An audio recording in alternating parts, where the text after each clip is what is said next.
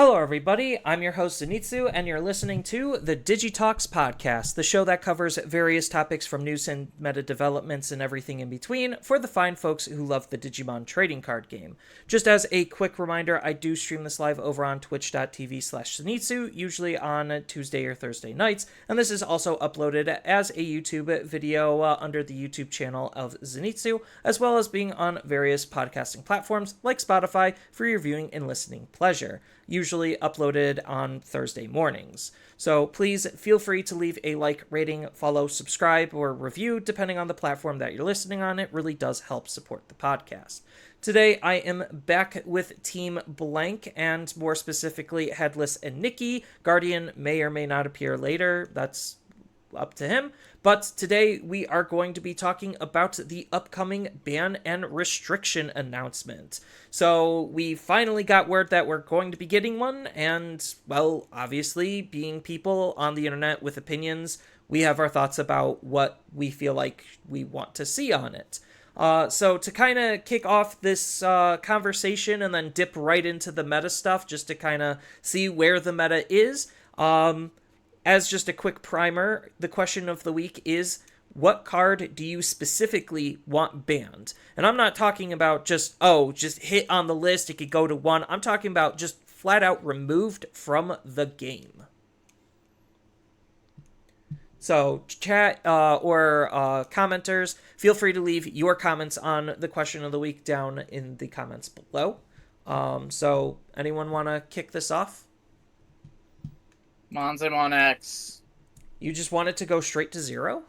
Straight to 0. I hate that goddamn teddy bear. I don't blame you. I was thinking something simpler like Hidden Potential Discovered, because I think that card is insanely sacky, and for the current speed issues of the game, I think that card is incredibly unhealthy and not needed, because if Mega Digimon Fusion is still the only banned card, like, it's cool that it's the only banned card, but I think we're at a point where more cards probably need to get banned, which is kind of where the ban and restriction announcement is nice to see, but we haven't had an actual card get banned in, like, forever. So what's your number one pick, Headless, on something to just completely gut from the game? Completely gone? That would be Calling from Darkness. That's on my list of, like, I just want some of these, like, Hidden Potentials there too, but, like, some of these, like, really sacky one-offs that, like, completely change the pace of the game, like, when they show up in it, like, is real bad, like. And I'm definitely not salty that I got Ruin Mode looped 4 times in my last in-person regional. Oh, don't get me wrong. I'm still scarred by bugs. Like, that was, but yeah, so that's a quick little primer as for the conversation to come. But before we get any deeper into that, we have meta news and meta reports and updates. So because there was a lot of data to come out of Gen Con basically all at once, we have like 5 events that we're going to be talking about, but because it's all EX6 and right now we're in basically BT17, none of it actually kind of matters. So I'm just going to be glossing over that data really quickly to just the archetype breakdown and what won, because nothing else kind of matters at this point. I mean, it still kind of does, because a lot of what is in EX6 and BT17 kind of just meta-wise leaks over into BT17, because BT17 has a couple of shakeups, but not anything insane, if I remember correctly. So starting off with the one that's not on Eggman's website, and that is going to be a German event, No More Heroes TCG. And so they had 6 Numemon, 3 Armor Vaccines, 2 Rapidmon, 1 Mirage, 1 Imperial, 1 Magnamon, 1 Fenry Lugamon, and 1 7 Great Demon Lords. And as far as what actually won that event, it was Armor Vaccine.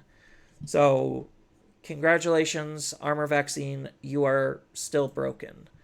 Then shifting gears to Gen Con Regional Offline, we had Yellow Vaccine also take this event, so cool. Nice to see yellow vaccine is still broken, and there was actually 5 yellow vaccines that made it into top 16. 4 Numemons, 2 Demon Lords, 1 Rapid X, 1 Ragnarlord, 1 Mirage. For whatever reason, purple, like Virus Imperial, was actually doing numbers at Gen Con in person. I get it, it's technically a smaller event, but it's still somewhat sizable, and the fact that that was able to top was kind of crazy. I know on the last day, those events were best of 1 instead of best of 3, but that's just because of, time crunches. And then the last deck was 1 Blue Flare. So 8 Numemon, spoiler alert, is good. Then we go to Gen Con offline Ultimate Cup. Again, this was a best of 1, and we had 7 Great Demon Lords as the Grand Poobah winner, and 3 of them made it into top 16. Then there was 3 Armor Vaccines, 3 Numemons, 2 Red Purple Imperial Dramons. The players actually were all different, so I guess there was just a good enough number of purple, Virus Imperial players. Then we also had 2 traditional Imperials, 1 Rapid X, 1 Mirage, and 1 Valkyriemon. That is a tried and true Sylphie DNA. So, cool. I'll flash it up on screen in case anyone actually is curious on what the heck this deck looks like. It's just using Hawkmons, the 2 good searchers, then the Sala, along with not 8 Ukamon, shameful. I know, disgrace. They were using 7 Ukamons. Then they just had the basic DNA package between Aquila, Gato, and another Aquila. And then to round out their level 4s, they had Harpy for colors. They were running both DNA Sylphies, a Valk, and Venus. And then just, the DNA, the rest of the DNA package. Beastly Storm and Dance of Affliction, the Duo Tamer, and Crimson Blaze to round it out. So, kind of neat. Definitely a different take on Sylphimon. I was not exactly expecting, but nice to see that top. I guess I'll just flash up a Virus Imperial since they're all pretty similar, I think. It's not like this deck is unknown.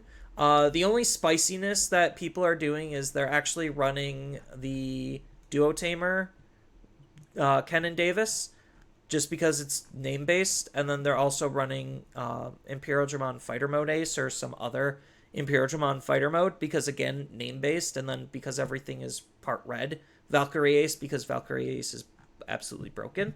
So, nice to see that do well. Then we go into Gen Con Online Ultimate Cup. So Numemon was the grand winner of this one, and there were 5 Numemons that made it into top, 3 7 Great Demon Lords, 2 Phoenix X's, 1 Magnamon, 1 Imperial, 1 Mastimon, 1 Fenry Lucamon, 1 Mirage, and 1 Armor Vaccine. And I know everyone is going to want to see the Mastimon list, so I'll just flash that up on screen for video goers. And it is exactly as it looks. It's just Mastimon. There's a Dominimon just because it could help play out an extra level 5, so that way you could set up more ace traps with Mastimon Ace. It's interesting that they're running the old Mastimon as well. Probably because, again, ace trapping is a thing with the Angelwamon.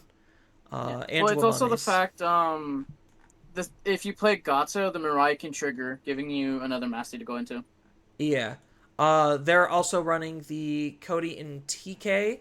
That just is when you Digivolve into a yellow Digimon, which most of the Massimon stuff is yellow. Then you get a gain of memory, and then if you DNA de-Digivolve, which is very relevant, just adding an extra layer of alternative soft form, soft removal. And then they are running Patamon, Shocker, and Bushi Agumon as an alternative win condition because it's a rush target. You could just play off of Mastimons. So, interesting list. Nice to see that Mastimon finally got her first top in forever.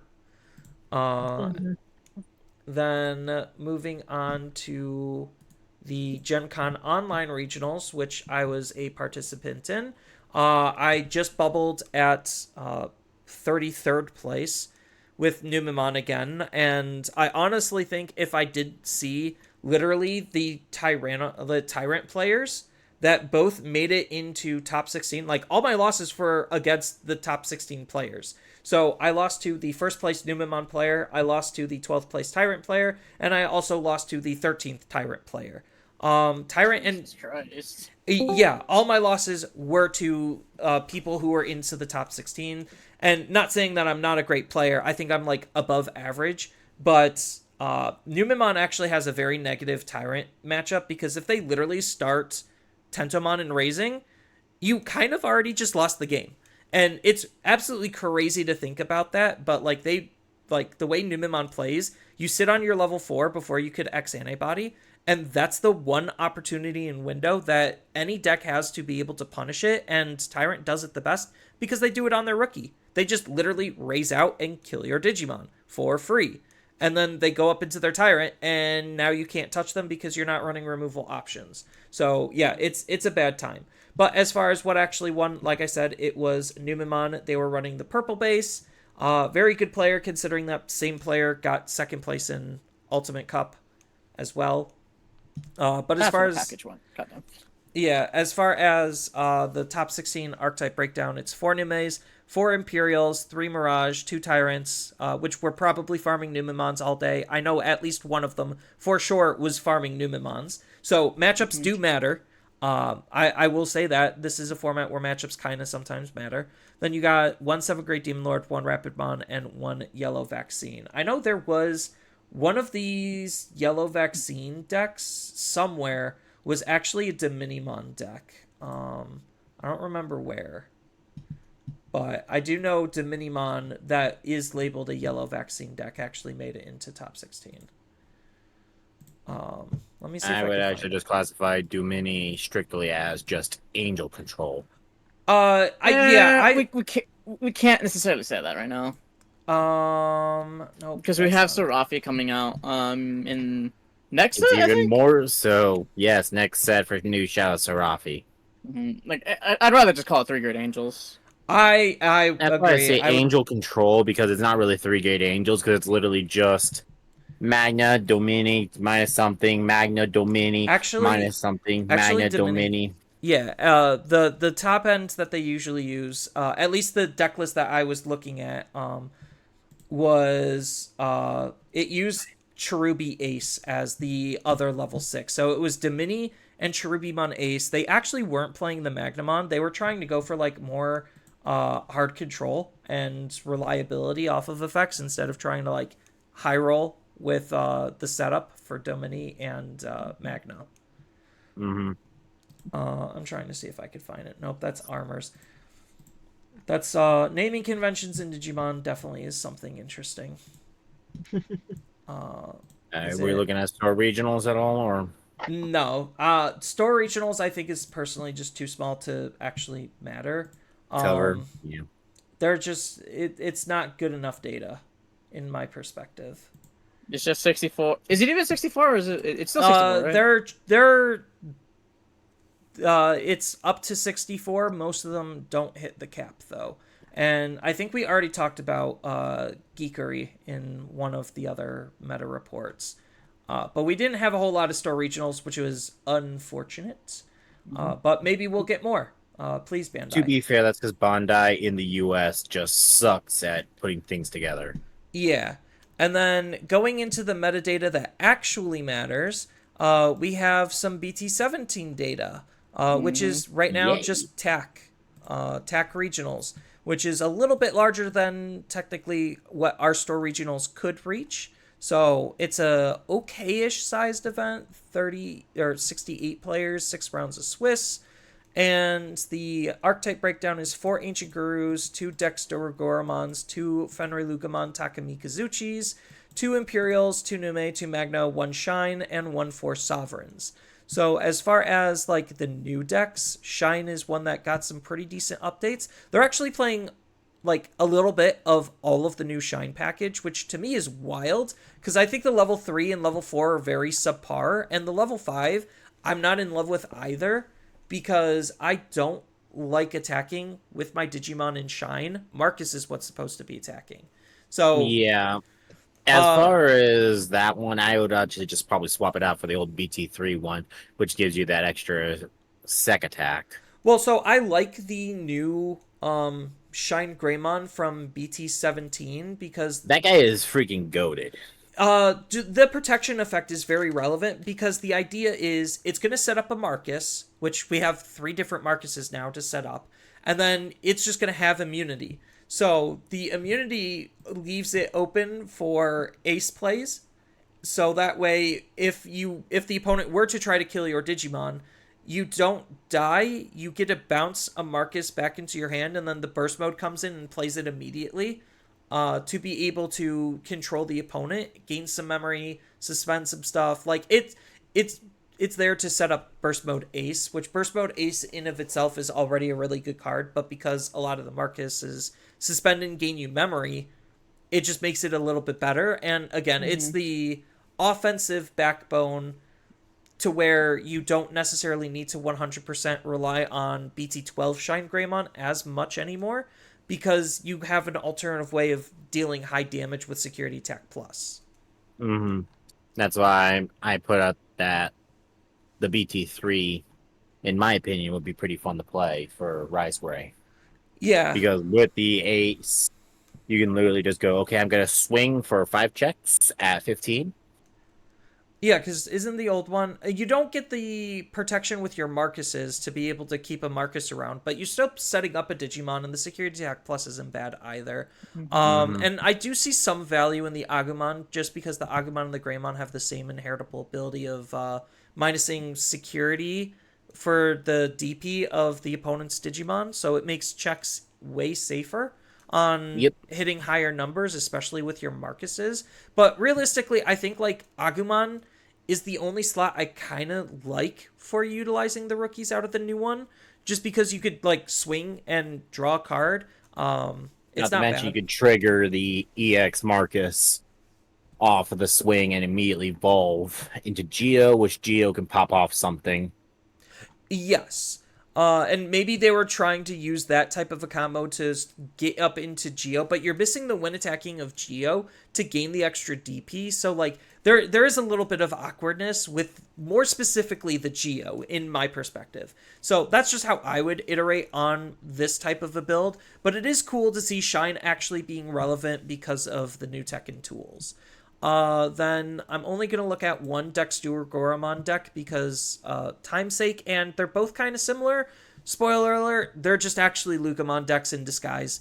You're playing basically almost the full Lucamon low end with some deck stuff at the top end. Almost, you are playing the full Lucamon low end. You actually aren't. Well, your rookies are a bit weird. Just because you need to play the.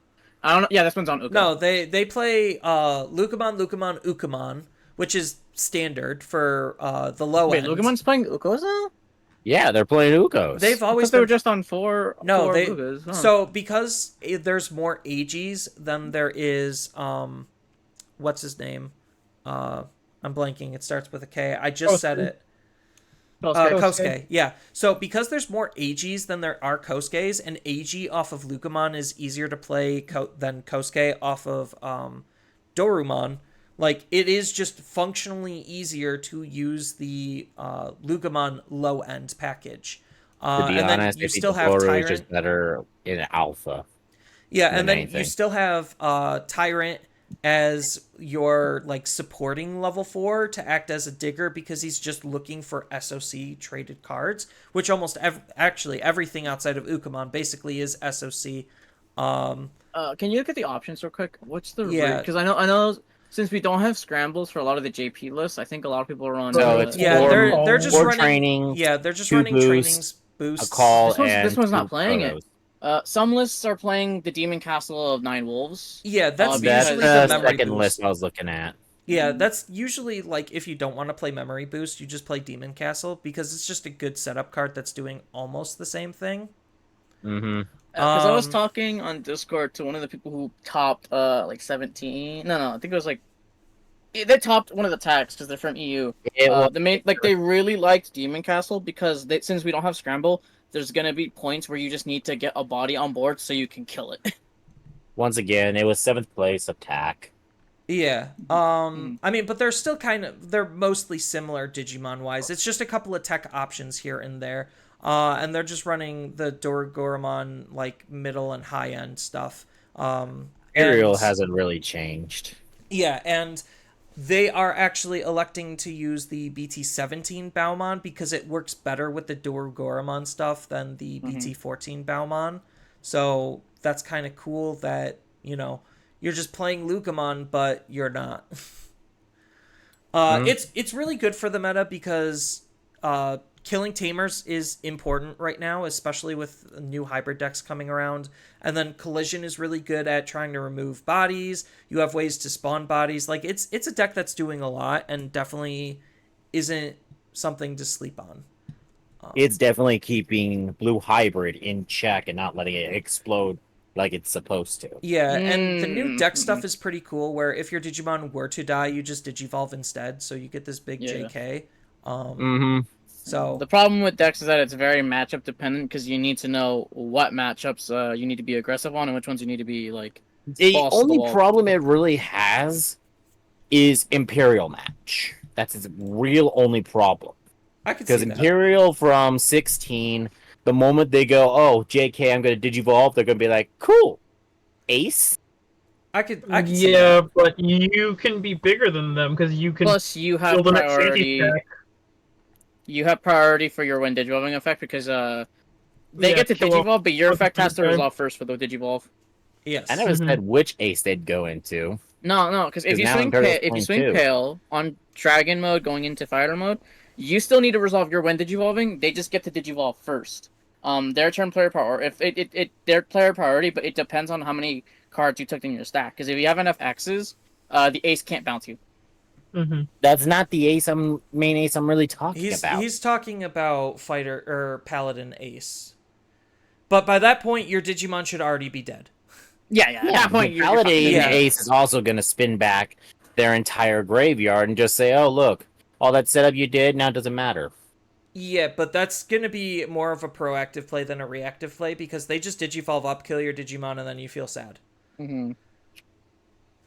Call him A, call him B. Yeah. Or, like, you Collision Alliance and do all the stuff beforehand, and then your Digimon is bigger, and then they have to block you because Collision. So, it's like, yes, this meta is going to be another matchup-heavy meta of, like, rock, paper, scissors following off of what we currently have. It's also going to be knowledge checks. Yeah, there's going to be a lot of knowledge checks. As far as other decks... Ancient Gurumon's obviously going to be the big contention one. Almost all of the Ancient Gurumon lists from this event are the same, and it's just Gatsu. It's Red End, so Gatsu, Moche, Gigi, Koro, and then they're also playing the Zoe just to try and search out some other stuff. One of the decks is running like Zoe and Matt, but those are like Tamer flex spots where you could just run another option, or you could run Digimon Emperor. Like, it's just personal preference at that point. But the majority of the deck is basically standard at this point, where you're running 2 level 5s. Doesn't matter what level 5s, just 2 of them. Then you're running the new BT-17 level 4s, 8 Ukamon, Bokomon, Gatsu, Muchomon, Koromon, Gigimon, and then Ancient, and then your, like, Koji Tamers, and Louis. This is actually where it would be a good time for Bandai just to be like, hey, choice restrict the Ukos.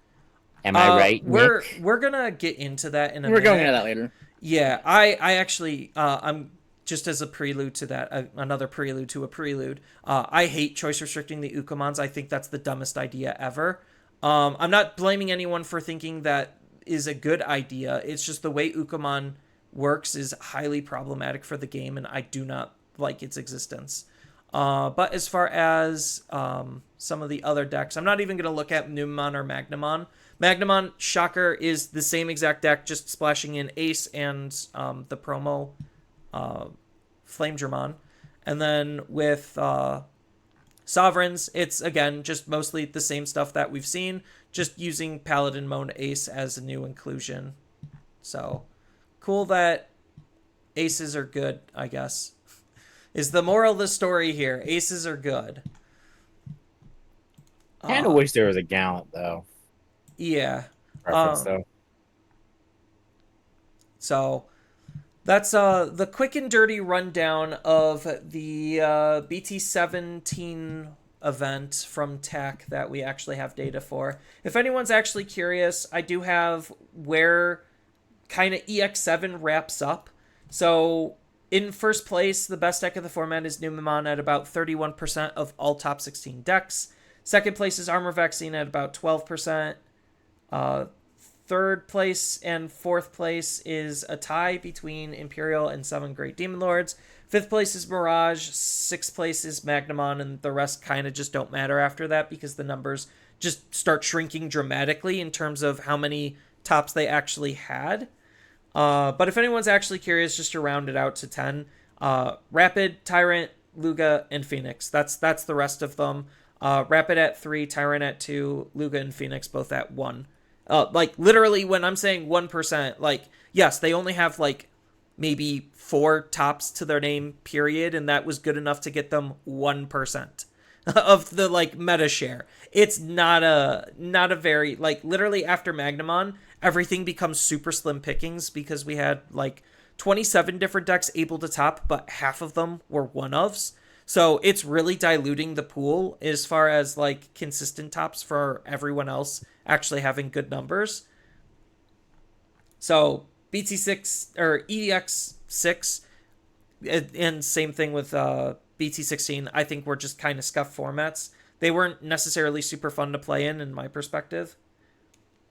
But it is what it is. Hopefully Digimon gets better, especially since now here's the good transition. We're getting a ban and restriction announcement. Yay! Finally. So usually, if anyone's not familiar with Bandai and pattern recognition, we get about 2 on average a year. One post Gen Con and the other post Nationals. So those are usually the 2 times that they roll them out. Once in like August, September, the other in like February, March. So about 6 months apart from each other. So it's not like this was a surprise. We were just literally waiting for the when. It wasn't a matter of if, it was a matter of when. So I guess we could just start this off with what do you guys actually want to see banned and or limited? That's the big question that's probably on everyone's minds and what everyone's going to be trying to answer. Hello, everyone. But first, let me see when the restriction takes place. So we're getting the announcement on Friday, August 23rd, and it goes into effect August 31st on Saturday, which this is just for Japan. Just prefacing this. This is for Japan first, but we're probably going to be getting it later. My estimation is probably around EX7 is when this is actually going to take into effect. So probably October. Yeah, it's usually at the first of the month, so probably October. Actually, I was going to say usually it's about 2 months after Japan. I mean, they've tapered it where it's just like, yeah, this card is going to get hit, but we're delaying that hit until a separate time. They've tapered it off of the same announcement. Because they also did the Shoutmon, quote-unquote, late for them. We got the Shoutmon X4 hit relatively quickly because it was right after our set. But in JP, they got it, like, after months of asking for it. Mm-hmm. Yeah, so I guess I think we're all kind of in agreement that Ukomon needs to get hit in some capacity. I think that's probably the easiest place to start, is the lowest hanging fruit. So I already am in the stance that Ukomon is highly problematic for the game. I think it's fine as the Saki one-ofs, like a curve filler for rookies, especially since you have 2 of them. Like, the thing that's making Ukomon broken in my perspective is the extra hatching. So it's just like, I see myself move out of the raising area, and then I get to hatch a new egg, and then I get to start digivolving. So I think that's incredibly broken, and that's the acceleration point that a lot of decks just actually can't handle. So that's why I want both Ukomons to literally just get limited to 1. I know a lot of people want the choice restriction where it's just like, just let me have one. I only get to have one. I know some people are thinking, oh, but it's going to hurt the big Ukamon deck, but big Ukamon is not actually a real deck. So whoever's thinking that, get over yourselves. I'm sorry. I don't think that the 16 is as problematic as the promo. I think the promo has there's absolutely no cost you have to sink into that card. It's just for free completely. And it even helps you accelerate your turns on the following turns. I think is a lot. Whereas a little search here or there for honestly, there's a lot of decks that Bandai's printed that just don't really have the searching power that is needed for a competitive deck. And that's kind of where I'm I think that guy could stick around. But I do agree with you that the extra hatch is kind of nonsense. Mm-hmm. Especially with compounded with other cards that exist in the card game, Promo Louis, another good old promo boy being a problem. Yeah, because the memory setter, not a problem. He's never been a problem. No. The promo, a little bit. Well, the memory setter is literally just for Big Uko, which nobody's running because Big Uko is not good enough. That deck is in the deck. That deck is a meme. It is a meme. It's using a good card. It's using good cards to be a meme, which is the unironic part. But yeah. So how are the rest of you feeling on Ukamon? What do you want to see out of that card getting hit in some capacity? I say get rid of the promo and leave alone the searcher, because the searcher it's balanced. Okay, don't get me wrong. The hatching's annoying for the extra Digivolve, but you have to pay one. It's a necessary evil for decks that don't play in the breeding area, the exactly. gimmicky decks of the Cross, Mega Zoo, the Mega Zoo kind of decks Shaka, exactly my point. But the decks that have an egg that don't have an egg, because Royal Knights and Demon Lords they need their egg because it's their game plan. But Blue Flare doesn't necessarily need an egg. Dark Knightmon doesn't necessarily need an egg. You made the video on the 8 decks that could use an Ukamon. Those decks kind of need the Ukamon, just because they don't play an actual stack deck. Because Dark Knightmon is the biggest offender of there's only one evil that's 2 costs in the breeding area. That's why I say the problem child for me is the promo, because it's a 0 drop that quite literally just says, "Oh, you get free memory just because I came up."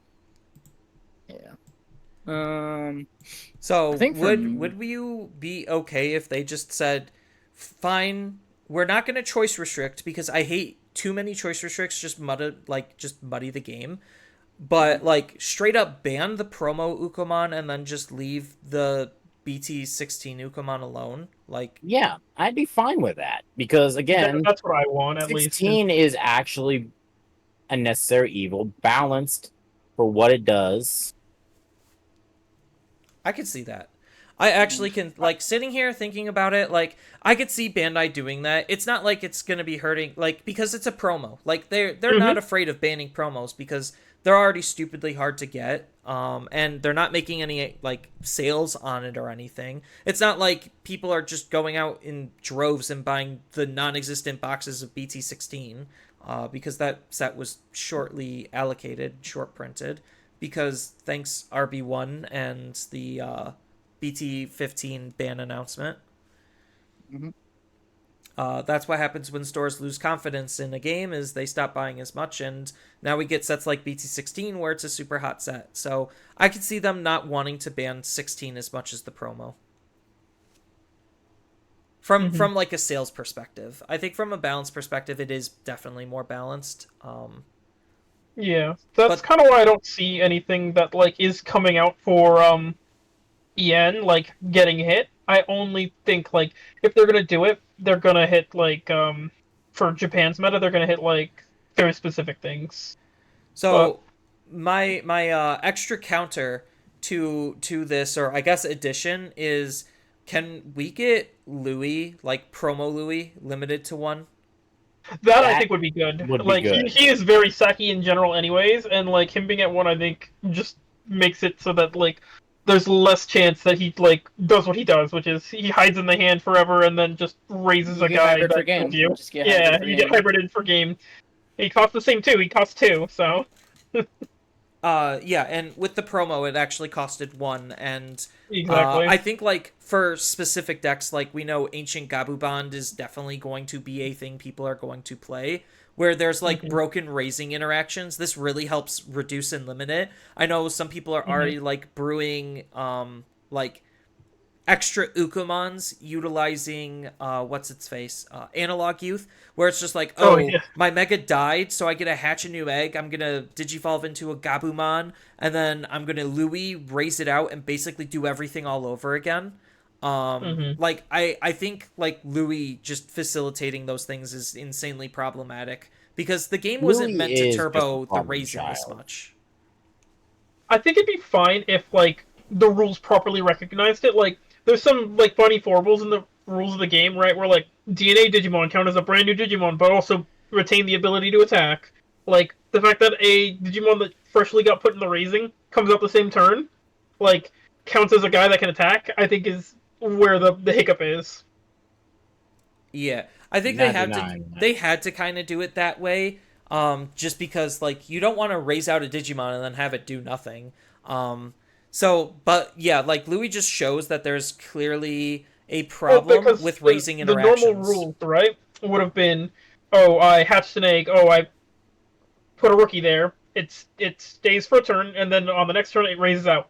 Or like if I missed a rookie, and then I have to play the rookie, I had to do it in main phase. So like I miss it coming out. So like it was always like set up in the minds of the game that like when the Digimon comes out of raising, it had been there at least a turn. But there's no like official rules that like say that that's the actual case. So like they just come out and they're like, cool, allowed to attack. I am, even though I literally just got played after I had, another egg got hatched or whatever that same turn. Yeah, there was yeah, I think like raising interactions right now are like extremely dangerous, and we don't exactly have a lot of ways of combating them. The ones that we do are also insanely problematic for like the game's overall design. And Yeah. yeah, like Valkyrie Ace, and I'm talking more specifically about Valkyrie Ace and Shine Greymon Ruin mode. Like I think those cards are insanely problematic. Venus Bond's annoying, but that's mostly kind of all it is just annoying. With how generic the Ruin mode is, I could see Ruin getting like a removed to 1. Because we're seeing it everywhere. I actually want Ruin mode to Get rid of him. Yeah, I him personally outta here. would want him to be banned because even at 1 he could still be problematic because a lot of decks are only running 1. So it's like if he's this problematic at 1 and he's recyclable because he's purple and purple has a whole bunch of ways to recycle, just like what Headless was saying earlier with the calling. Calling, which I want out of the card game, yeah, because it's like so sacky. Yes. I think like Ruin mode should just flat out be banned. With how oppressive and stally that card is making it. Like if I were to like write up a Bandai description, I would basically give it the same type of verbiage. Why we got Ice Wall limited to 1 is it's just too efficient at stalling out game states, and like I get that's the point, but it's to the point where it's not fun and not healthy. At least like Valk is temporary. You have to set it up, force a goad. Like it's not as bad and as oppressive because it only being the turn it comes down, I think like saves it from being like completely busted. Yes, and right now, like, Yellow's power creep is actually becoming absolutely insane with just sticky removal. Like, I don't know how they managed to power creep Yellow even further, but for whatever reason, they're getting more cards that have DP reductions that stick through turns, and I think that's, like, kind of insane to me. But that's, like, partially why I think certain cards need to kind of get hit, because Shine Greymon Ruin mode is one of those cards where it kind of started that trend where my DP minus just sticks and it's omniboard present, so it forces you to either play around it or you lose to it. It also kind of has like funny foibles, right? Like when everybody had to learn the fact that like if you play a guy that has an on play, he just dies before he ever does an on play. Like it's not very like rules efficient. Like like the basic understanding of the card game would be like, I played my guy, why wouldn't I get my on play? So who cares if he fucking died? Like, I played the guy. Like, that was the condition for me doing the thing. Yes. Right? Like, so like the fact that like he's also doing like dumbo stuff like that, I think is goofy. Yeah. And we've already seen like the card like really just doesn't need to be around. Like he's like a big dumb jerk who like all he's there for is to facilitate like slowing games.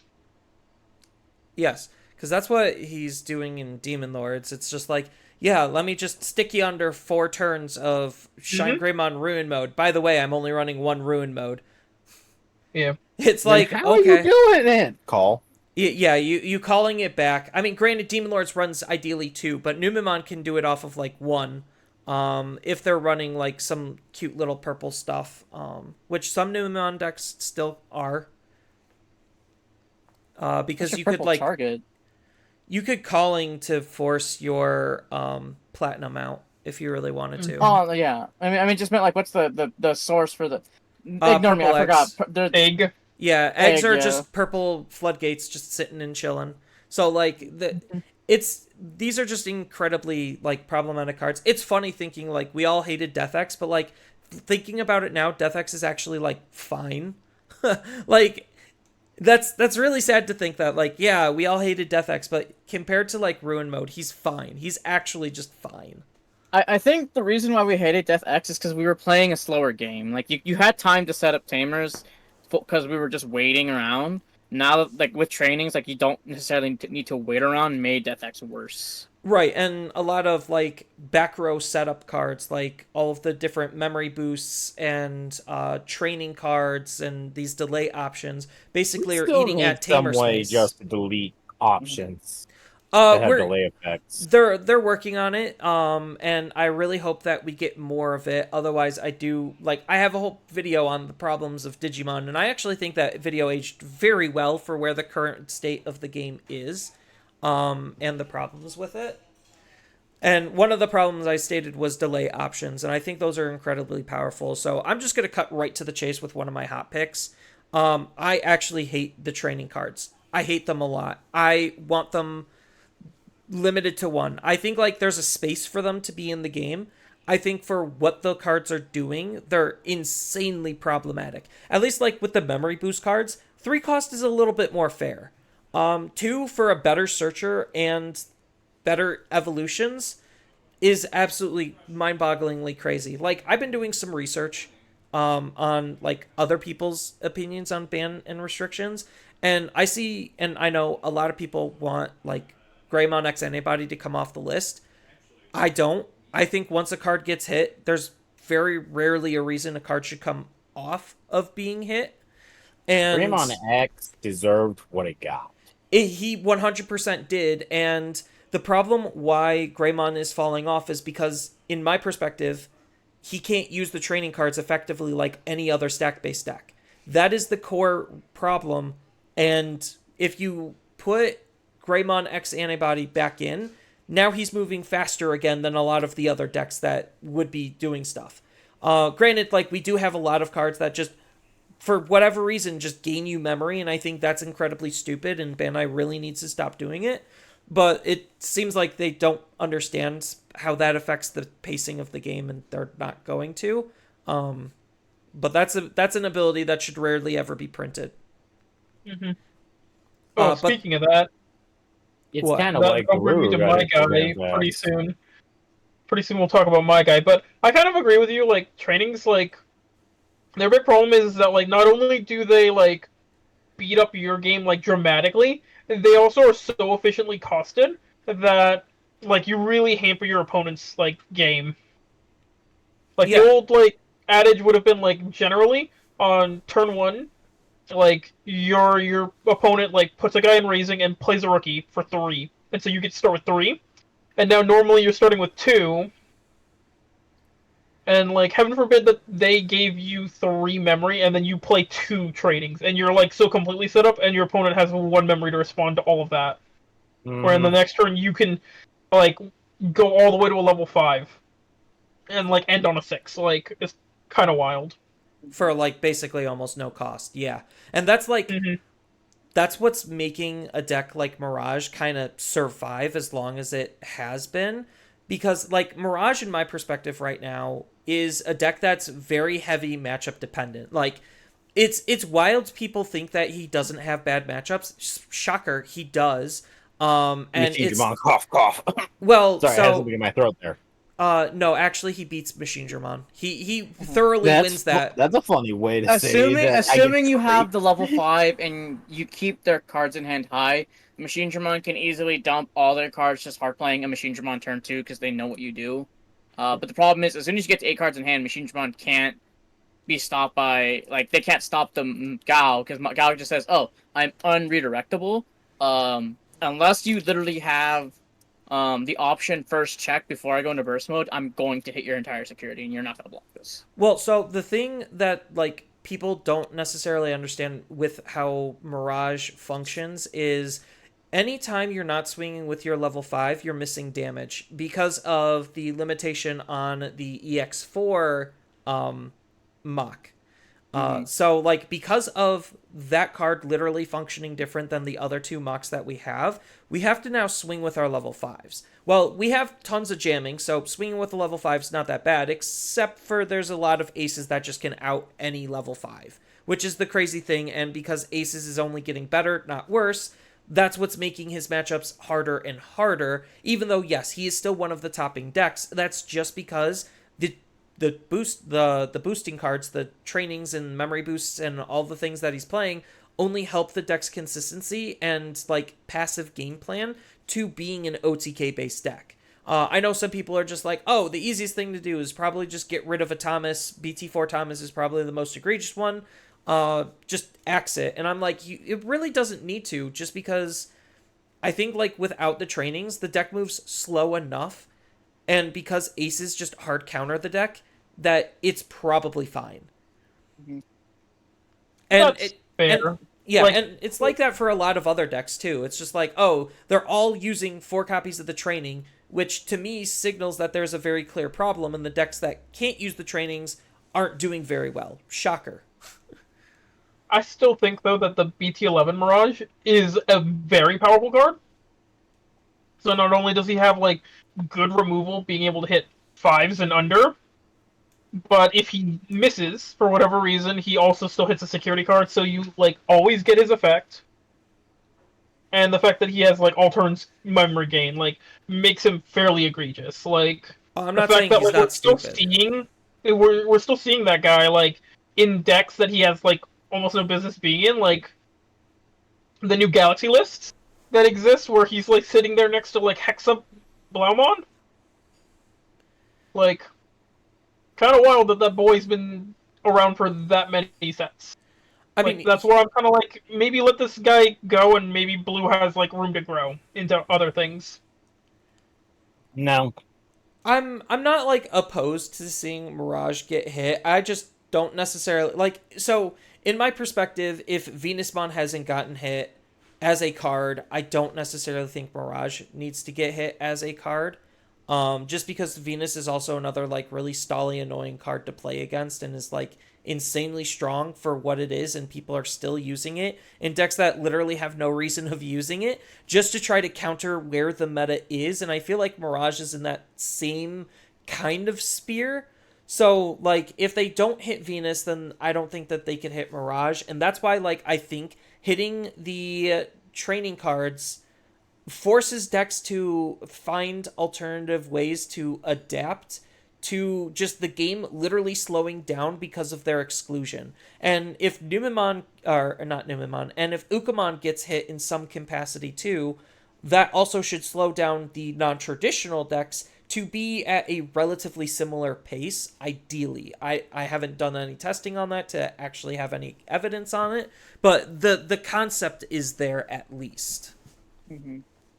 So Venusmon slows you down for, like, a turn unless your deck is actually built to use the card, right? Like you were saying, there's decks that just play it just to play it. Yeah. But we're also seeing, like, a greater increase in, like, powerful on-plays that are accessible, right? Like, the big issue before was that, like, we had tons of good on-play, but, like, were you realistically gonna like hard slam a Mega for 12 or like up level 5 for like 7 to 8 to like get a good on play? And now we have ace cards. Like Venusmon doesn't do anything against like getting Zudomon, Zudo Ace, or like all these other things, and then once she's off the board, there goes her like her ability, right, to like actually turn off the when attackings and everything. Like sure they still have the negative security attack, but now you can get all your advantage from when digivolvings or when attackings and stuff still. Yeah, I mean, whereas like Mirage, he sits there and like he just completely hampers like your opponent's ability to like respond correctly. Like, oh, I don't happen to actually have all the pieces in hand. I'd have the ability to search, but if I do that, I lose like a memory or two, and then either my turn ends or I'm not allowed to actually play the response that I hopefully find. I mean, that's fair. He is a little bit stronger than Venus. Like, if he was just your turn, like, it'd be fine. Like, if he was the same as, like, Burst Mode, I don't think that he'd be a problem card. Like, I don't think that he'd be sticking around nearly as long as he had. Like, if we're honest with ourselves, like, he's a fairly archaic, like, OTK deck. Like, still completely susceptible to, like, security bombs. Like, his one saving grace is that, like, the meta has consistently kept it so that, like, there's no reason to play options. Like, why play good removal options when we have Digimon that can just do it? Well, also while like, enhancing your board state.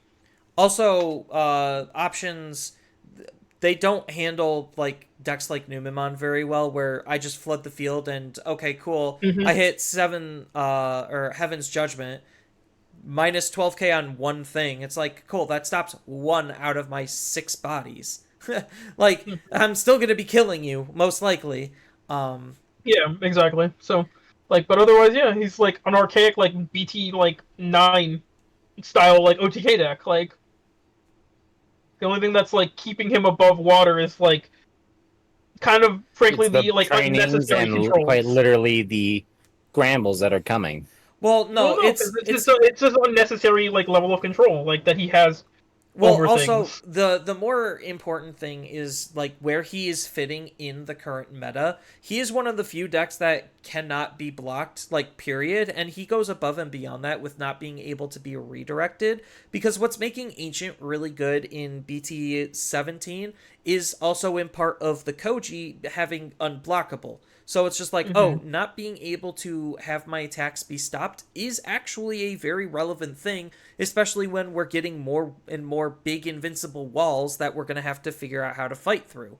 So it's just like, oh, Mirage just fits into that niche, and he just so happens to be an OTK deck while doing it. Well, but my thing is that, like, that's not even, like, all he's doing, right? Because you look at the JP lists, and he's just there, sitting there on the top of decks because he removes the security or get out to 5, and then also then just sits there as a body that completely stalls your opponent's ability to like respond properly. Yeah, in the turbo up into Mirage instance, like it is kind of difficult for decks to be able to fight back, but like they printed him like the perfect piece, right? In like Zudomon Ace, right? Zudomon Ace is just like, oh, I hard slam it for 4, and then I immediately slap a Mirage on top of it, and I don't really care how much memory that might have given you. And in most cases, you gave them 2 memory when you did all that. And now they're just completely hampered on like how they can properly respond to that kind of body. Yeah. Or like, and I feel like he's the strongest card in the archetype, sure, but he's the strongest card in the archetype that you could remove without killing the archetype. Like, because you could still play that deck without him there. You could. I'm not saying you can't.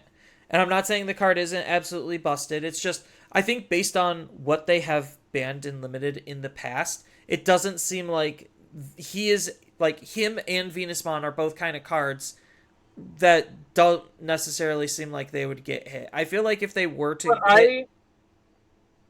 Go ahead. I feel like if they were to hit a card like him, they would reasonably want to try to hit a card around him. Even though, like, yes, I do feel like he could be really strong and oppressive, just like a lot of other cards in the game. That probably has no reason of being printed, and you literally can't have a response to. Tyrant. But that's why I think they're not going to hit him.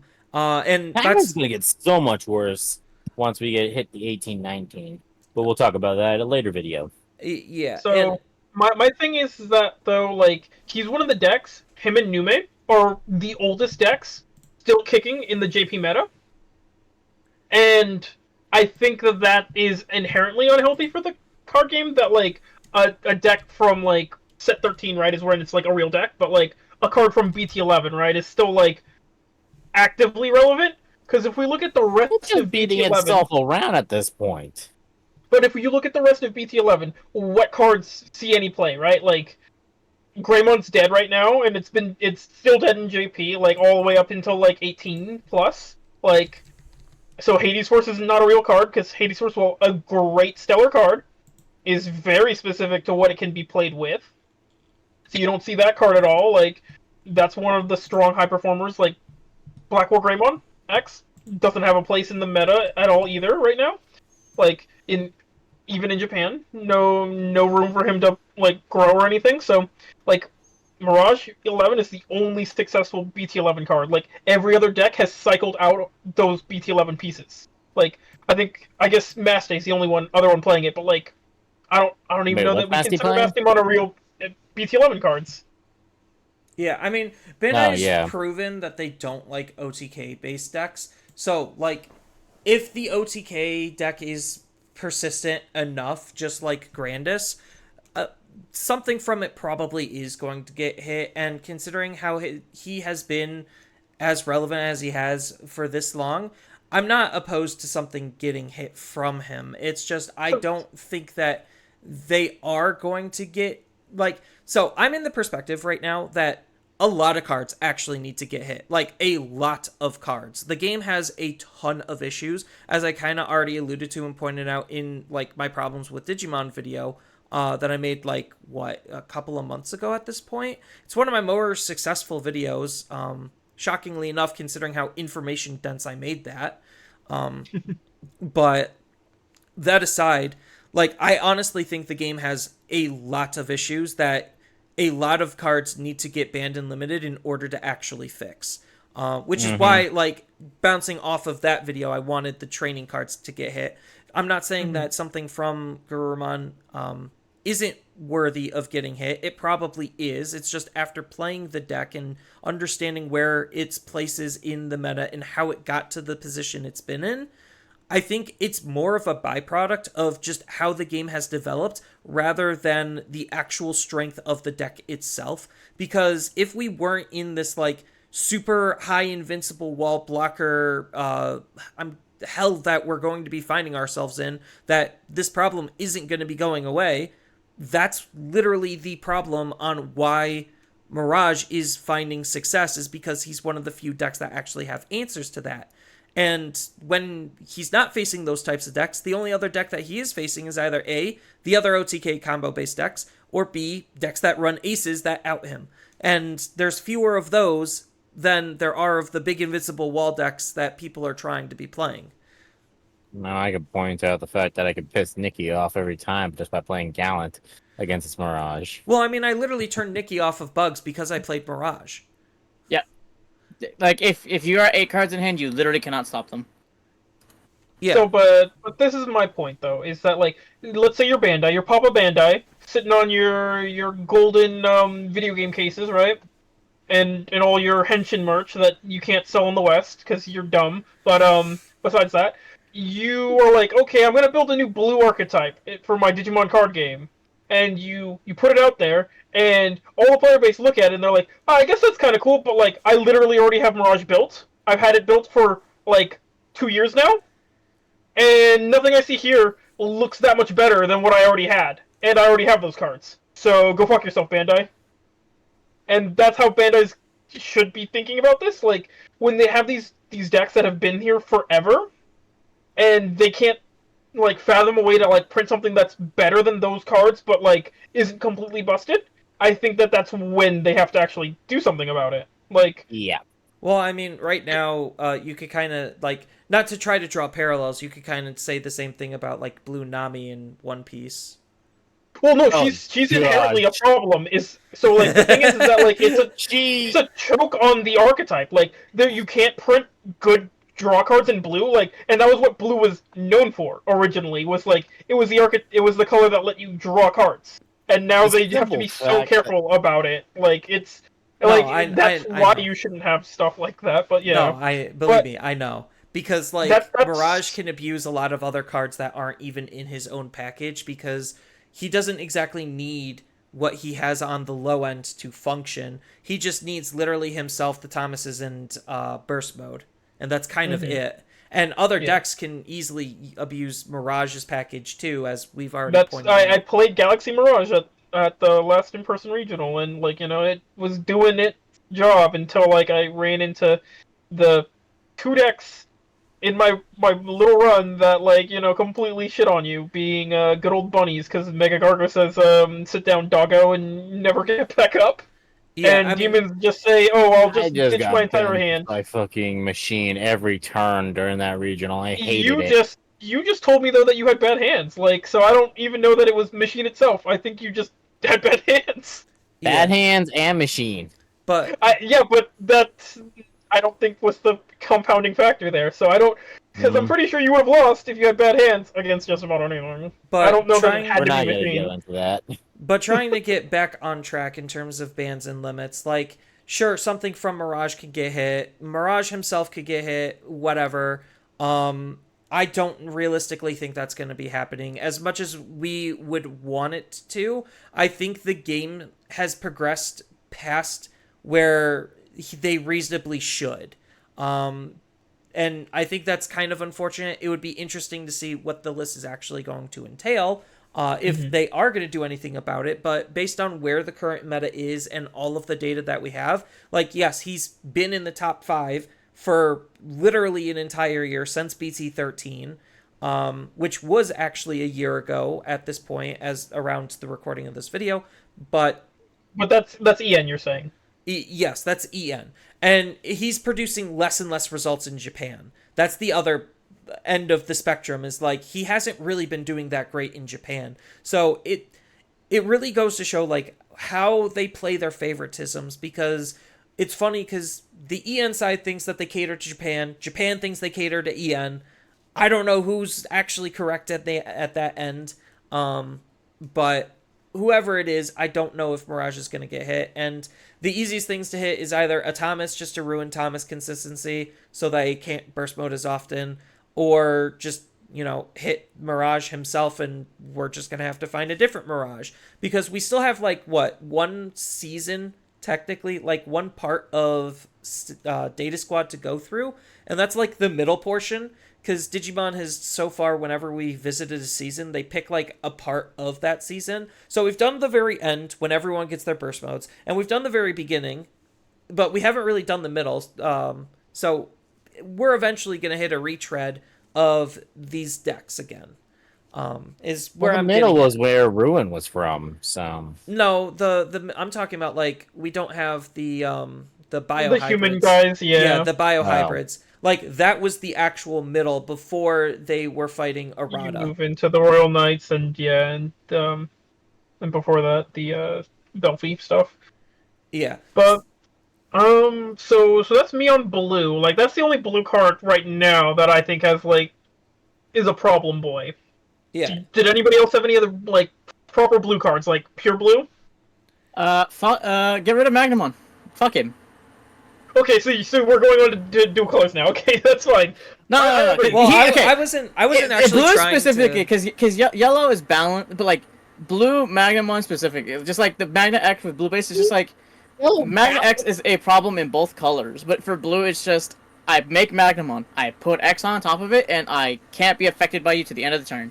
If I find any reason to touch security, I'm unaffected by your effects all over again. That is problematic. Okay, hold up, back up, rewind. You say yellow is balanced. Because you have an ace. Right? No, you have an ace there. No. Like, yellow has to wait a turn to climb to 5. Blue just says, no, I'm 4, going straight to 5, paying 5. I do not care. Well, no, so yellow has the option. You have to have the option, or you have to have an ace. Yes, you are right. It costs you a little bit more, but, like, the problem is that the low end doesn't care to the point where, like, you start your turn at 1, and you ended up at 3, so you could go into it anyways. Yeah, so like if there's problems, but yeah. If- But Magna if we're himself gonna- is should be gone. I don't think he needs to be here. if we're gonna go into the Magna, obviously yes, the problem card is Magnamon. They really don't generally like to hit secret rares. So far, Apocalys the only one on this list because he's that egregious. But like data wise, again, Magnamon hasn't been doing that hot because Magnamon is the floor. Like that's the unfortunate reality that we live in. Is Magnamon is the floor. Like you have to be a deck that's able to play around Magnamon in order to be like hardcore meta competitive. And that is very unfortunate of like a situation to be in because that's kneecapping a lot of decks from even remotely be playable, which is why I would 100% be okay if Magnamon X from BT16 just up and left. Realistically, I don't think they're going to do that. I think they're going to leave Blue Base alone, and if anything, they have to hit something from the Patamon engine. That engine is insanely stupid. I think that you can't hit Patamon. I think the card has to be Emissary of Hope, even though it's the lowest kind of impact card, but it's also the one with like the highest ramifications for like affecting like for future proofing, where like it's just a problematic card in general, being like, oh, literally at any point that Bandai could like tomorrow decide we're gonna print a vaccine level 6 Digimon that costs 10 to evolve into for whatever reason. And Emissary's just sitting there like it actually cost 1. Yeah, Emissary is like HPD levels of like stupid in terms of design issues. I also think like I think Patamon, as egregiously stupid as that card is also, I don't think that's the card to hit. I think honestly the cards that should get hit is probably both Emissary could either get banned or get limited to 1 and TK from BT14. That card also needs to get hit. I agree that BT14 TK is the actual stronger card. Like it's the actual like meat and potatoes of the engine. Like the fact that he also just doesn't actually cost what the card says he does, like is dumbo, and he is very clearly like the linchpin piece. Like I think Emissary though definitely is not healthy for the card game. Like and for future proofing should just be at 1 if we're gonna keep the Seki 1-ofs, but like if you actually wanted to like affect the meta and hurt and hamper that deck, it would be BT14 TK that you actually want to hit. I know some people probably want to hear a conversation about Heaven's Judgment, but they're all dumb. And I don't want to be mean, but it's the solution. But Heaven's Judgment's not problematic even with all of the new tricolor Digimon that all are allowed to play it, because it costs 7 from your hand and you're playing a 7-costed option in this current meta is not that great, like, unless you're actively hitting a bunch of aces, where it didn't actually cost 7, doesn't really matter. Like, if you ever had to, like, and turn on a Heavens, you know that it's not a good play. The other problem is it's also that bad in security. Well, that too. The other problem is, against Ukamon, they don't care. Yeah, you gave them the bodies that they actually cared about.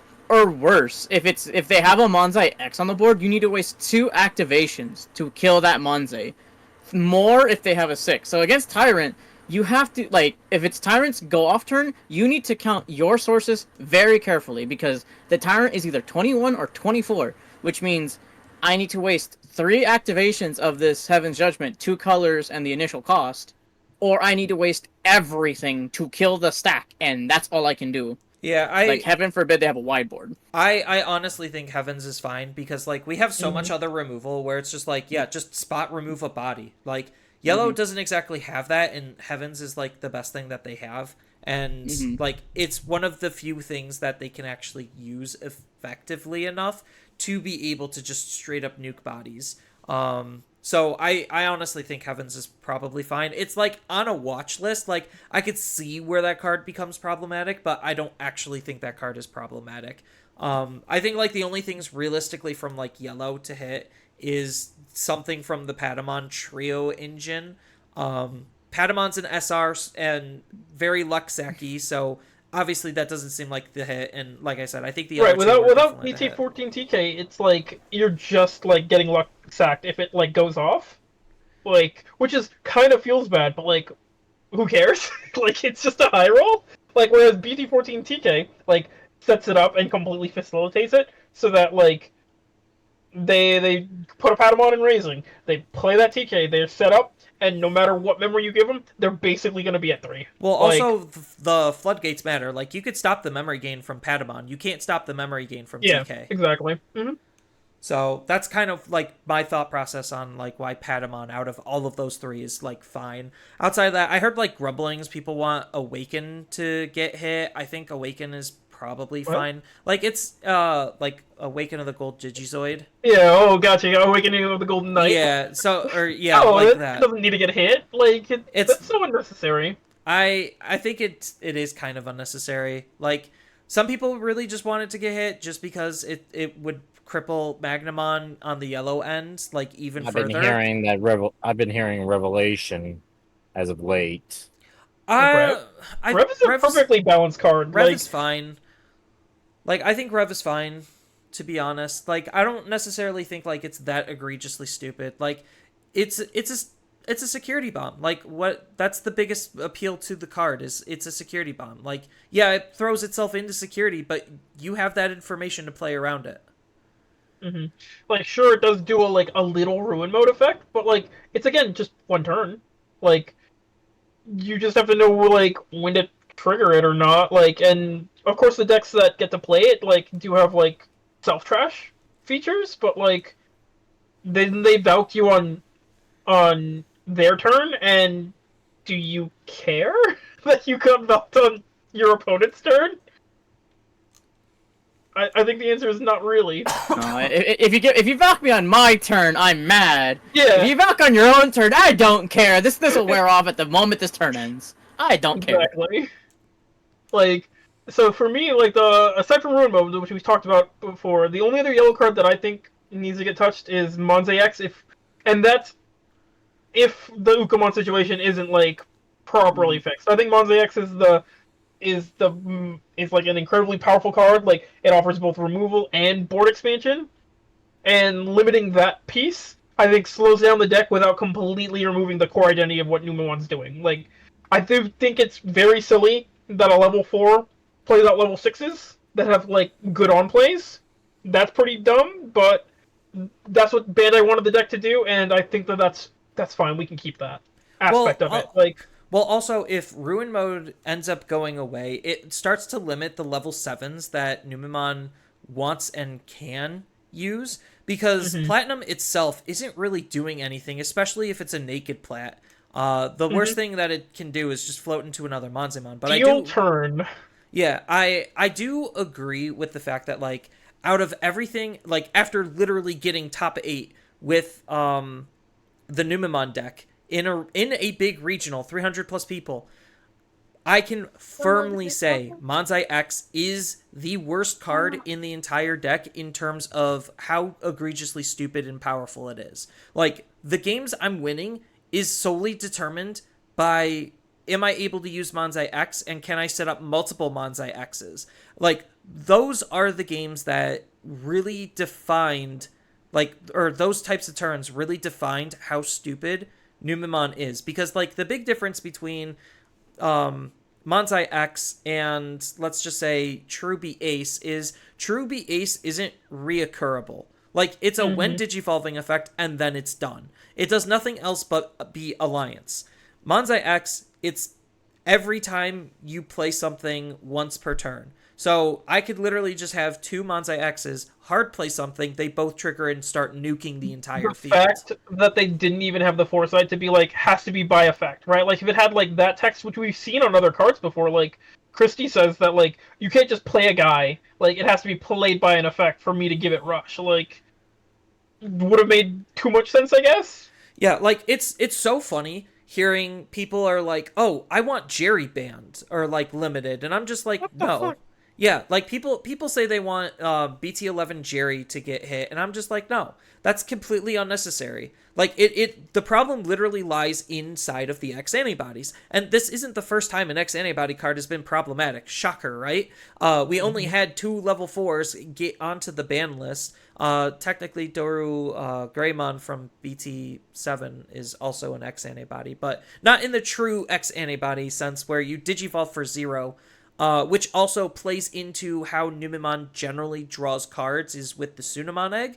So, like, evoing for 0 with the Sunamon egg is absolutely insanely powerful because that is actually a free card draw before you get to do anything versus paying that amount and hoping you have enough memory to keep turn to do something. So it just further enhances what the deck is doing based on the engine that it's playing. But I think, like, out of anything in the Numemon deck, Monzemon is 100% the card to hit. Like, I know Edamon is, like, an incredibly stupid card, but, like, looking at some of the old stuff that is in the game and, like, how they've tried to, like, steer certain abilities in certain directions, goading has always been a thing, and, like, yes, we have aces that makes goading even better, but we don't have that many goading abilities. Granted, the ones we do have are highly generic, and that's why they are seen as problematic, is because, as I stated in another video, generic is bad. Like, whenever they print highly generic cards, those are insanely broken cards because the ceiling is way higher for those cards than the in-archetype engine I guess equivalent. And it should actually be the other way around. Generic cards should be more expensive to use and harder to use, but usable in more things, versus the more specific end, where that's going to be your cheap good stuff that you're able to do stuff with. So, like, I understand people, like, not liking Edamon, but at that point, you might as well just get rid of every goading effect, and there's a decent number of them. I think that's just a poorly thought out byproduct of, like, how aces function. And that's fine. Like, to be honest, like, it's Bandai's card game. If they think that's fine, as much as we like to disagree, that unfortunately is fine. We'll see if they actually do end up hitting, like, Edamon or like any kind of a goading effect, but you just replace Edamon with whatever other goading effect, and it's really no different, to be honest. That would have to be something catered to EN. If they did that, then we'd know that they actually love us. Because that's not a JP issue. No, it's not. Like, they discovered the tech, and we basically are trying to abuse the ever-living crap out of it in any capacity. But yeah, it's not necessarily a actual issue. Especially, like, where the meta is currently heading. Like, this is why Ancients like seen as this really incredibly stupid deck, because, like, he comes out, does his thing, hits hard, and then goes away, and then you redo it over and over again until the opponent is dead. But that's why, like, as much as people want to hit something from the ancient stuff, I honestly don't think that they're going to, at least not yet. They probably will eventually, just not right now, because they still have BT17 that they want to try to sell and push, and they also have BT18, which is more hybrid stuff that they want to sell and push in Special Booster 2.0 for us. So I think, like, unfortunately, Ancient is kind of just here to stay, but if they get rid of Ukamons, that inherently impacts Ancient's overall speed. So, like, maybe that's good enough. Yeah. So let's be on yellow. I'm done with yellow. I mean, that's all the yellow I can think of, to be honest. Like, yeah, yellow's kind of a fair color, to be honest. No, yellow, so I've been on record, and I'll say it again, yellow is probably the most imbalanced color in the entire game. It just has some of the strongest mechanics in, like, compared to every other color, and it's crazy. Like, that and purple are the two strongest colors of the game. Black is actually really close to getting there, just because black has always been anti-meta, and once you're anti-meta enough, you start to become the actual meta. So, like, you loop around to being, like, so bad you're good again, except it's already good, becoming even better. You could not live with your own failures. Where did that bring you? Back to me. Yes. Because I found myself in the trap where I want to play anti-meta decks, and then black just happens to be some of those anti-meta decks in the color where they reside. But I don't think any black card specifically needs to get hit. No, nothing that I can think of either. Yeah, like, and red obviously needs fine right now. Yeah, red obviously needs nothing hit. Red is right now the worst color in the game because the only saving grace it has is, like, Raid, and that's about it. Oh, and it can hit big DP numbers. Crimson Blaze. Yeah, Raid, Crimson Blaze, and some decks can hit high DP numbers to actually climb over walls. But red's removal type, because of just how much protection everything has, is like borderline unplayable. It's like laughably bad. Like it still works sometimes, but like there's too many things that just either ignore it or dodge it. Mm-hmm. Purple right now, the only thing that we wanted to talk about was rune mode, and I still think calling doesn't need to be around. Like, it's just an extremely sacky one of, like, to the same point, though, that I'd almost say, like, Anubismon EX5 could just go to. Like, because he's also extremely sacky. Like, if you run into an opponent that's actually still playing it, like, and they actually see it, like, it's a very different game than the ones where they don't see it. Mm-hmm. No, like, I do think we're in a state where we need to stop just limiting certain cards to one, and we actually need to start just banning more cards. And I'm not saying things shouldn't come off the ban list. I think like they need to have a very specifically good reason why things can come off the ban list. Like we've already seen that like Jesmon has consistency issues, so it's not like the savior that we got back was that big of a deal because it already barely functions as a deck as is. And then same thing with like Tommy. Tommy was like, oh, EN people hate blue hybrids, we'll just get rid of them. And then it was in a meta where blue hybrids was borderline irrelevant anyway. So it's like, cool. This did nothing, and now that we're getting more hybrid support, it just is completely outclassing Tommy because the game has just evolved past where he is.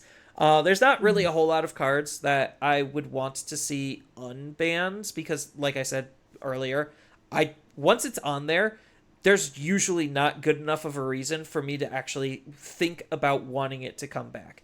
Icemon can stay gone. The Gabumon stuff, even though that does kill purple Gabumon as a thing, those can stay gone. They could just print less egregiously stupid stuff. I think that they just need to, like, I don't know, like, so like, you look over at One Piece, and One Piece has this funny thing where, like, Bandai admits that they fucked up, but they don't want to fully admit it, so they, like, ban a guy, and then give you not an errata, but they give you a functional reprint of the guy that's like the same colors, the same leader, like the same type, but like the same concept, just watered shitty. down. He's just so much shittier. But like, why can't we just get that? Like, it'd be cool, like if Greymon was allowed to like play black base, like, but they can't because they don't have the necessary bridge piece being a Greymon X that gives protection. I think the big difference is like when they do that, that's on leader cards, and leader cards are in One Piece supposed to define what a deck is capable of and what it is supposed to be doing. So that's a little bit of a different situation. And they haven't really hit that many cards in One Piece to my understanding, so they have just as bad of a spot as well, they're wonky though, because like at least the EN ban list is willing to like hit a guy for like an entire like event season and then let that guy come back. Yeah, temporary bans is like okay. Like I think like being more forthcoming about temporary bans is like fine. Like put that card in meta jail for a while, let him come back when the environment is ready for it. I think like that's fine, and like I think that needs to be more properly communicated if they are going to do temporary bans. But yeah, so red, I think everything in red is fine. Red's the weakest color, doesn't need anything. Green, obviously, I would still want HPD to go. Yeah, it can go. Outside of that, green also seems kind of weak. Green's just got like bad mechanics. It's allowed to play with. Like it has to do suspend, and it's like allowed to do like mechanics where it's like I want to run over a guy, but like it also just gets less DP in general than like red tends to. Like except for very specific archetypes, like right, like Bug's entire gimmick was that like, oh, we're gonna do big DP number, and be allowed to like hold on to it for a turn, but like. Then they have the off turns where like they don't have nearly as much DP as they did on that like go up turn, whereas like red generally has like all turns 2k DPs like throughout lines, so it's like whatever. Like I think right now the only conversation that needs to be had for green is in mind to Japan stuff, and it's like Shadow and Mother. Like I know you said you don't like I think pair restrictions, but like I think that's a fair pair restriction. No, that is a fair pair restriction because like those are two various cards that were not necessarily thought to work together, and the fact that they just inherently do, and that's why like it's persisting on making this big blocker problem even worse than what it already is. And like it's going to be in part helping define where the meta is, in part because of how like egregiously stupid that is. So like I think that's a fine choice restriction when two cards are functioning together in an unintended way that is unhealthy for the game. Because obviously a lot of Digimon, shocker, is supposed to be designed with itself in mind. So like we could see this going back to Shine Greymon earlier. You're supposed to use the level 6 Shine to set up the Marcus, and then they're supposed to attack, and then you have the ace lined up and they can't get rid of the level 6. Like there's obvious synergy and play lines that Bandai is intending for you to make, and Mother Shoto is not one of those that they probably thought of, because they're just like, nobody's going to use Mother outside of D Reaper decks. Like people were already abusing it with Alliance, but that was a lot harder to use and there was a lot more to sacrifice versus Mother Shoto. So and like, sure, you guys can complain that like, oh, but the Mother D Reaper deck was finally gonna do stuff, but nobody was actually playing that version of the deck. They were still mainly like just building like control shells. Like you weren't actually playing D Reaper, so like, I don't know that you should really cry about it. Yeah, and you're getting a new Tamer anyway and new support later, so that's not that big of a deal. But we know that the upcoming set's Tamer's based, so they probably are going to do D Reapers because it's like the only arc that they really care about, it seems. Exactly. So, but I do think like Shoto is just like I wouldn't mind if Shoto just completely gets axed from the game just because of how generic he is and how stupid he is, because now every single time they make any Digimon, period, they have to think, can Shoto abuse this? And I think that's like very cannibalistic of a card in terms of deck design. It's just like, yeah, so because one of the problems that people seemed to have early on with Digimon is not everything can block, and now with Shoto, I guess everything can block now, and lo and behold, it's kind of a problem because the game wasn't made for everything to block. If Bandai was willing to take the L and just errata him so that he needed to be Vortex Warriors or like the Liberator tag or something, like limiting him to the Liberator tag, I think would be fine. But like, I don't know, like I don't think that he's a card that like warrants completely being gone, mainly because I do think that it's kind of cute here or there, but I think there's egregious like combinations. So like he could just be on the watch list, and like constantly they could update like, oh, you can't play him with this one or whatever. But yeah, like just have a big, you can't play Shoto with X amount of cards. Like just yeah, a big like, a Shoto specific ban list. Right, which I think would be fine, but like it's also just like Bandai stop printing bullshit like Mother and other things like Magna X. Like they're just not healthy in general. Like one layer of like good protection is fine. Like, you know, like back in the day, you know, we were happy to have battle protection.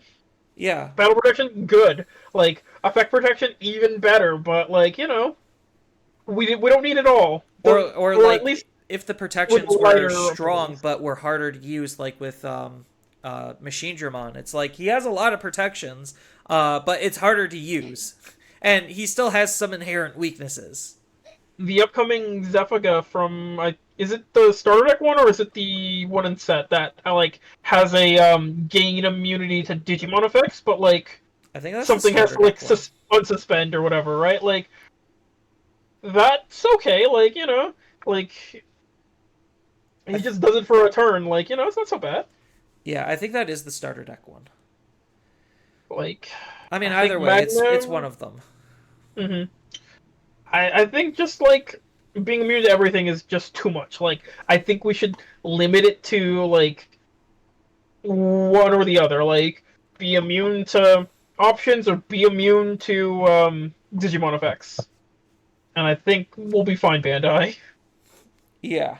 That's why like Shoto is just such a hard card. But I think like that's that type of card where because we're getting him later, that's a card that they would obviously put on a delay where it's just like, okay, you could have all of these banner restriction updates come October, just in time for the starter decks, and then we'll let you play with like Mother Shoto, and then we'll hit that in like November or December. Like that ban specifically will be tapered. Mm-hmm. But yeah, so that kind of covers green. What other colors do we got? I know we hit yellow a lot. Well, yellow has the most problematic cards right now. Like, remember back when purple was really problematic and they hit everything? Yeah. Now it's yellow's turn, and it's always those two colors. Like, it's funny. I think we hit all the colors because black doesn't need anything. Blue we already hit on. It's just yellow, purple, red, white, and green. We talked about white's not like a real like color. No, like, it's not. It's just Ukomon that we talked about. Like, I know some people maybe are on like the Analog Youth. I guess you were hearing rumblings about, but like, I don't think that guy's a problem. No, he's only a problem because of Louis, to be honest. Yeah, and like. So it's like Ukomon and Louis are like the main guys. Like, it's specifically the promos. Like, if those guys went tomorrow, I wouldn't bat an eye. Like, those guys can kick rocks. Yeah. Any dual color cards that really need to be like axed? Like, I know probably people are gonna be hating the fact that Imperial is basically untouched. Like, I saw like maybe hitting one of the BT12 cards because just printing memory is inherently stupid. I think like if just for whatever reason XVmon from BT12 just goes, I wouldn't cry. Yeah, that's fair. Like, I don't know though, like, because the problem of course becomes is that like, what does it really do to the deck? Like, nothing. Like, it removes an instance of jamming. Yeah, and it stops it from gaining all the memory. How does it reduce an instant of jamming when a number of the other XVs do the same? Yeah, I know. You just have to play that guy. It's whatever, but you're now not gaining the memory. That's the big thing. It makes it so that like you have to like plan your turns a little bit better, but like it doesn't do enough because like their game plan is already like get as many of that dual tamer down as possible, like wherever you can. Yeah, because I'm just use that to value. Because I'm just trying to sit here and think like, okay, if obviously we're talking about some specific decks getting hit, what are going to be the meta ramifications of that? And obviously, ideally, it's to open things up. But depending on what they actually hit, it may or may not open things up as much as we'd want. So that's why I'm like sitting here and I'm thinking of like, oh, well, we already know what the current top 6 decks are. We already know what's going to be meta competitive from BT7 and by extension BT18.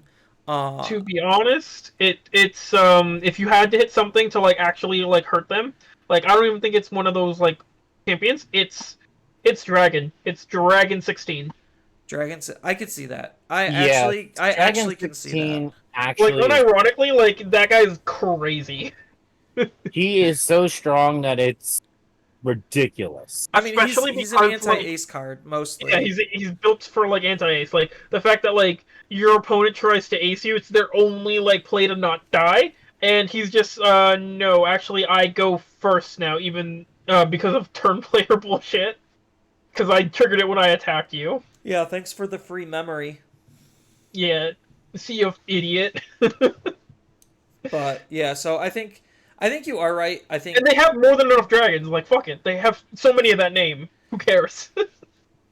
Like some people aren't even playing it like at full grip, which I think is very funny. They're on the 2 of that guy that spits out other guys to break your partition for when you didn't have the good stack. Well, it's too aggressive. Yeah, they do it just to be more aggressive because it's like, oh, I just gain, and this is kind of where the XVmon came from, where it's just like, oh, I just split those 2 out, I gain 2 memory for DNAing again for free. Is allowed to attack, yeah. Yeah, like that's the main purpose. But I wouldn't be sad if if they get rid of him to kind of just force that type of play line even more. Mm-hmm. And it's not like it's that bad either because they have like the option card that could cover their butt anyway in certain situations. So I could see Dragon Mode getting the hit. Yeah, if you had to hit something from it, like, to be honest, even though I do think that, like, in this current meta, like, BT17, I do think it's one of the strongest decks. Now with, like, all its new pieces, but, like, I don't know. I still think that, like, it has, like, its funny, sacky moments. Like, if they don't see the Goofy Tamer and, like, are allowed to get all the free rookies, like, that's what really lets, like, it and the other Imperial deck go wild, is that Tamer and being allowed to see all the free rookies. Right. There was yeah. So any potential other hits you would consider that I'm not thinking of? Because I think we covered basically almost all the big stuff. Some people might say they want something from SOC to get hit. I don't exactly know if I would hit anything from SOC. I wouldn't cry, but I don't think there reasonably is anything in SOC to hit.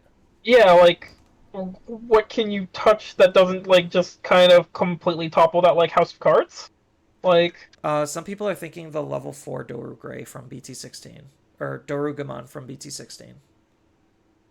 Yeah, but, if that guy doesn't exist, then, you don't even have SOC the deck. Because what are you going to play instead? Like, you're just playing Lugarmon's there? Like... Yeah, so, like, I think the idea is to try to force the difference in identities, because I think that's what people maybe would want SOC to try to do, but I don't know. I'm just trying to think, like, is there anything else that reasonably... The only thing that, like, would have been reasonable, like, sets ago, would have been probably hit that Baumon. Like, honestly, that Baumon's kind of crazy, just not being once per turn, like, is almost insane. In Gray just now sent they don't a even message play in the the chat Baumon. saying a suggestion for the Imperial hit. He are suggesting to hit the Davis and Ken from BT16. Yeah, Which I can that's see the entire heart of the deck, though. So, like, and if the you deck do that, have they ways... don't do anything else. Like, yeah, I see they're the not argument. a real deck anymore. But yeah, I get you. I get it, because, like, they also don't have efficient ways of setting up their Tamer, so, like, they're going to have to take turns off to hard play it, which is why, like, okay, after literally 2 turns, it kind of just pays for itself with the amount of free value, and it does set everything up, but that's, like, literally the whole point, like Headless was saying. Mm-hmm. Like, if we take that away, like, there's absolutely no reason to be playing the deck. Correct. You go back to the old, like, the slow thing. version, like, that isn't doing anything. That card is the entire reason that Virus Imperial even is a thing right now. Yes, because they're just caring about the name, and it's helping get them set up, which that deck desperately needs, because that deck is still too complicated, or not really too complicated. It takes too much effort to set up what they need. Which is why I just find it wild that there were a couple of lists that topped that just weren't even playing the guy. Like, I felt like that had to be, like, a reporting error. It's like, there's no way that they're not in there, but, like, it's wild to me. Yeah, so I think we got everything big. Like I said, I don't think anything needs to come off the ban list particularly. And outside of Mother Shoto, I don't really think that we need to utilize choice restrictions for anything. So, as far as when this is going to be taking effect, again, we don't exactly know. And obviously, we'll probably report on it with another discussion on when cards are getting hit and what they actually are.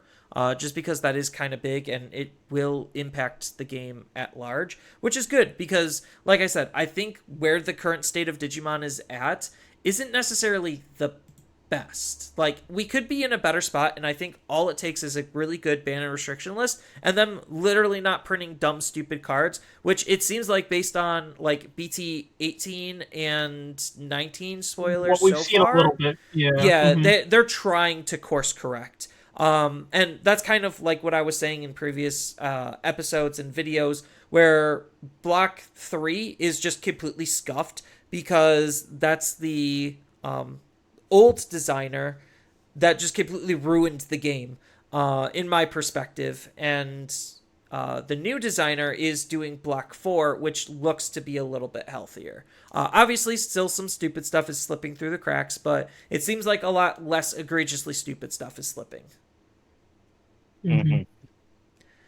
So, any other predictions, wishes on the ban and restriction list, or because I think we kind of just covered everything, like everything that's like hyper egregious with the game that's overtly obvious. Mm-hmm. Yeah. Yeah, no, I mean, I went over I'm my drawing a entire blank, list, so I'm honestly. good. Nikki, you got anything to add? I think he might be busy. So I was Yeah, it's thinking. I was probable. thinking. Honestly, just ban Shoutmon before it becomes a problem later, and then we're good. They're to go. not gonna do it. no, because like it's funny. I don't think because like some future support, certain cards like Jet Sylphie obviously cannot come back. Like Shoutmon Cross 4 cannot come back. Yeah, No, ban regular Shoutmon, the Searcher one. That way you're forced to play the new bad one that warps you into Omni Shout. It's your only rush card. Yeah. except not even though, because they Yeah, both have that they rush. got they We don't got know if the two low more 4 has rushes. it. We know No, we know that the 3 has it, the base shout, and then we know that Omni Shout 5 has it. Yeah, which Oh, also counts yeah. as a shout. Yeah, which also just is a Shout 1 name, so it doesn't matter. Yeah. Honestly, though, they should just Of not. which they've changed the wording on that to where now even underneath the tamers, it still counts as such and such. So it'll be interesting to see how the new shout stuff integrates. Yeah, but that's not for Yeah. a while. Yeah, not denying that. So outside of basically if they enact on everything we've been hoping for, I think that'll really get the game in a good state. And then we just have to fix price, but I think that's going to fix itself next year when unification happens and allocations aren't going to be completely stupid. And there's a lot, like, it definitely feels like from a store perspective, faith is definitely coming back to Digimon, and Digimon still is one of the better TCGs on the market in terms of like how it's overall performing. It's probably like if I were to bust it down, it's probably like maybe in sixth place. I could see it being in sixth place. I don't know if we're losing out to Lorcana or not, but we're definitely not One Piece, and we're definitely not the We big are three. losing out to Lorcana. Yeah, so we're probably a solid like sixth place in the top 10 TCGs, which I'll take. And like it definitely feels like stores are getting confidence back in after the absolute disaster that was RB1 and the BT15 ban announcement. Because that definitely really hurt more than we even think about. And now it seems like with unification, hopefully this ban list will be good. There's going to be a lot of confidence restored back into the game. And then obviously if this ban list is actually good, that's definitely going to restore a lot of confidence in the game that it's going to be in probably one of the best states it's been in since post-ban and restriction list BT15. Because that is so far the healthiest meta that we've ever seen in the card game. And I would like to see the card game return to that type of a state. So that's all I'm really hoping for out of this ban and restriction list is things get fixed and things start opening up, and hopefully the designers can actually learn from their mistakes this time and stop avoiding the same pitfalls. Because so looking at a lot of the ban and restriction cards, just to kind of like wrap things up, it seems like there's very obvious things that Bandai is looking out for when it comes to hitting cards. The first one is tempo issues, because, you know, if something's moving too fast, it's obviously a problem. And there's a ton of cards that are causing tempo issues right now, and a ton of abilities. Some of them more problematic than others, I'll say. Another one is decks lasting too long. That is a thing that they have said before, that this deck is performed longer than expected. Therefore, we are going to be limiting this card to try to make the deck kind of irrelevant. Like, relevant enough, but irrelevant enough as well. Then they've also stated future-proofing. Card is just problematic design-wise, therefore they have to hit it. What else are there, like, classic not really excuses, but reasons? OTKs. OTKs is a big one, where it's just like, lack of interaction and the formation of OTKs, that's something they also hit things for commonly. And those are really the big four, I think. Mm-hmm. So once they actually take their own advice and stop making more of those, I think that the game will probably be in the best state that it's been since BT 15. Let's hope that we get that announcement and they actually enact on trying to hit problematic cards in a meaningful way. Because sometimes Bandai likes to do things in the roundabout way, like Apocalypse, where it's just like, let's hit a whole bunch of problematic cards, but not hit the actual problem. And usually that doesn't go well in any TCG. Just ask Hogak how that went for him. So let's just hope that Bandai actually does things correctly this time and the new designers are actually listening. That's all I can really hope for. And I think that's a good way to wrap up this episode. So if anyone has any closing statements, make them now or forever hold your peace. Shoutmon will not be a problem. I don't think you will. I can't wait for him to be wrong. I can't wait for him to be in a so fucking wrong. 12 inches is a rush. That's all I needed. Yeah. Oh, even worse is going to be the drop for 4. I'm going to Digivolve immediately for free and then rush you straight on. Yeah. I think they'll probably do him in a tasteful way because we still have the rest of the cards and we got to figure out how it's going to interact with the new stuff. But that's... Oh, I'm going to have fun with building a DX Rush Shoutmon deck. Yeah, but that's for future problems. If they even Future emerge. Problems, more like future solutions. Yeah. So if you can't tell, I'm trying to trigger Nikki. Yeah, I know. I'll let you have it. You like that deck, and it has not been good for what feels like a millennium now. I liked Cross. I'm not gonna lie, I like Cross Hearts, but yeah.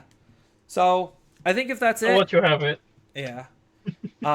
If that's everything, chat or like viewers and listeners, feel free to tell us your thoughts on what you want to see banned or limited, or if you agree or disagree with our thoughts and opinions down in the comments below. And with that, I guess I should read the ending part of my script to actually close out the video. I was on like a couple of different tabs, so I'm flipping around because I was looking at research and other stuff, like other people's opinions. Here we go. All right. So at this point, I want to thank everyone for listening. I know this episode was a little bit on the longer side, but this is a very meaningful conversation and topic that we actually need to give a lot of thought to. So thank you all again. And if you enjoy this episode and want to support the podcast, please feel free to share it with others on social media so that way we could get it to spread, as well as do all of the other social media doobly-doos like that, follow, like, subscribe, whatever. And we will see you all next time.